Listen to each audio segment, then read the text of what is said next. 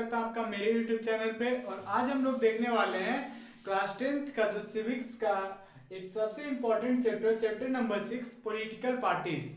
इसका बहुत सारे पार्ट मैंने बना दिया है और ये इसका लास्ट पार्ट होगा और इसके बाद हमारा ये चैप्टर का वीडियो कंप्लीट हो जाएगा। और आपको देखना है तो आप इस डिस्क्रिप्शन में लिंक दे देंगे, आप उससे देख लीजिएगा। तो आज हम लोग बेसिकली क्या डिस्कस करेंगे, आज हम लोग डिस्कस करेंगे how can parties B how can parties B reform. यहाँ पे रिफॉर्म्ड होगा तो इसका कुछ पॉइंट है, इसका कुछ बेसिक पॉइंट है और फिर इसका सारा कंसेप्ट हम लोग इन डिटेल डिस्कस करेंगे। तो चलिए शुरू करते हैं। हमारा फर्स्ट पॉइंट क्या है, तो हमारा फर्स्ट पॉइंट है the constitution was amended to prevent elected MLA. Sorry, पहले आप टॉपिक समझिए कि ये टॉपिक क्या कहना चाहता है। How can parties B reform, party को कैसे चलाया जाता है अच्छे तरीके से, इसमें इंटरनल कन्फ्लिक्ट ना हो, अपने ही पार्टी में लड़ाई नहीं हो, एक दूसरे पार्टी को छोड़ के दूसरे पार्टी में मिल जाना, ये सब नहीं हो। तो इसके लिए कुछ रूल बनाया गया, कुछ इंपॉर्टेंट रूल बनाया गया ताकि पार्टी अच्छे से चल सके। तो उसी के लिए क्या क्या रूल बनाया गया, क्या क्या इसमें है, वही सारा पॉइंट हम लोग डिस्कस करेंगे। हमारा फर्स्ट पॉइंट है the constitution was amended to prevent elected MLAs and MPs from changing parties. तो पार्टीज में क्या होता था कि जब इलेक्शन होता था तो इलेक्शन में अपना अपना कैंडिडेट चुनते थे, मतलब एक पार्टी का लीडर अपना अपना कैंडिडेट को टिकट देता था।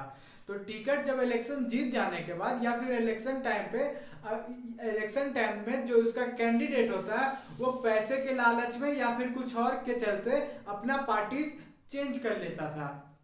तो अपना पार्टी चेंज कर लेता था तो उससे क्या होता था, जो रूलिंग पार्टी है या फिर जो भी पार्टी का कैंडिडेट चेंज हो गया उसको इससे बहुत नुकसान होता था। तो इसी कारण उसको बचाने के लिए एक लॉ निकाला गया कॉन्स्टिट्यूशन में कि जो भी एमपी या एमएलए अपना पार्टी चेंज करेंगे, अपने पद पे रहते हुए अपना पार्टी चेंज करेंगे और जब वो चेंज करके दूसरे पार्टी में जाएंगे तो उन्हें अपना पद छोड़ना पड़ेगा। तो ये था हमारा पहला पॉइंट। सेकेंड पॉइंट आपका है the supreme court passed an order to reduce the influence of money and criminals.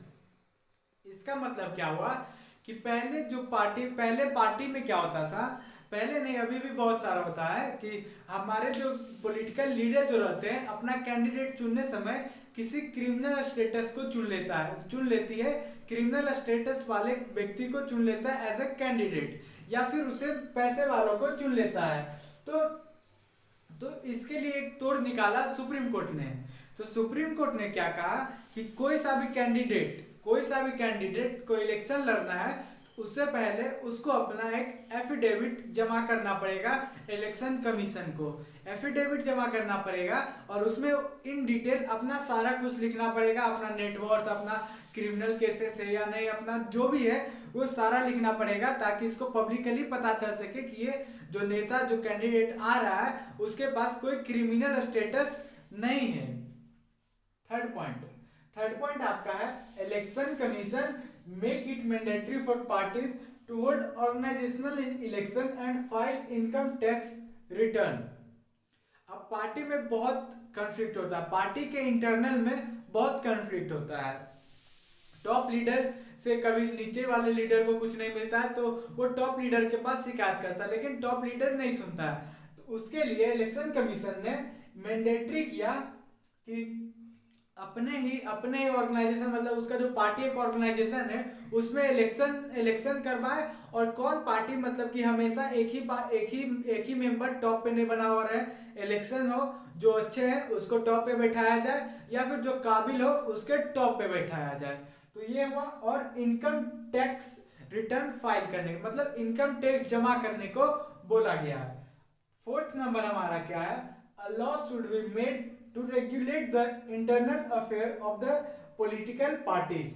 देखिए इसमें क्या हुआ कि पॉलिटिकल पार्टीज में ज्यादा कन्फ्लिक्ट होने के कारण उसमें ये इलेक्शन कमीशन ने बोला कि आप एक रजिस्टर बनाइए, उसमें अपना पार्टी का मेंबर लिखिए, वो कौन से मतलब पद पे है या फिर वो अभी क्या करता है या कार्य करता है या फिर जो भी पद पे है उस पर लिखिए और फिर हमेशा मतलब कि उसको देखते रहिए कि ये पार्टी मतलब कि इसको कुछ प्रॉब्लम तो नहीं है इस पार्टी से, या फिर इसको ये मेहनत कर रहे हैं हमारे पार्टी के लिए, या फिर कुछ अच्छे काम कर रहे हैं, तो इनको और पद का मतलब ऊपर ऊपर इनके पद बढ़ते जाए, क्योंकि पार्टीज में मेन इसी चीज का कन्फ्लिक्ट होता है कि उसे उसे हमें मतलब कि हमें हमेशा नीचे रखा जाता है और टॉप लीडर हमेशा टॉप पे बने हुए रहते हैं।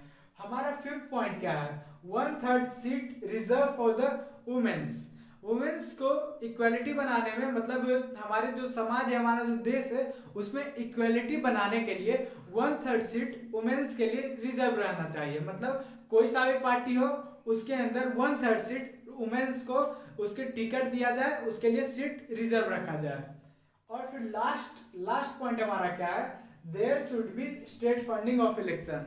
ये एक बहुत ही मेन मुद्दा है। देखिए कोई सा भी पार्टीज अपने आप को ऑर्गेनाइज करती है, अपने आप को इलेक्शन के लिए ऑर्गेनाइज करके खड़ा करती है। अब वो पार्टी छोटे पार्टी, बड़े बड़े पार्टीज के पास तो फंडिंग की कमी नहीं रहती है, तो छोटे पार्टीज के साथ क्या होता है कि वो पार्टी को मतलब इलेक्शन तो लड़ना है लेकिन बेचारे के पास पैसे नहीं रहते हैं, तो पैसे नहीं रहते तो वो अपना जगह जगह बैनर मैगजीन कैसे बांट सके, तो इसके लिए वो स्टेट फंडिंग का एक बहुत ही मतलब एक स्टेट फंडिंग का एक सुझाव रखा गया कि मतलब जो सरकारें हैं वो कुछ फंड दे जो पॉलिटिकल पार्टीज लड़ना चाहती है इलेक्शन।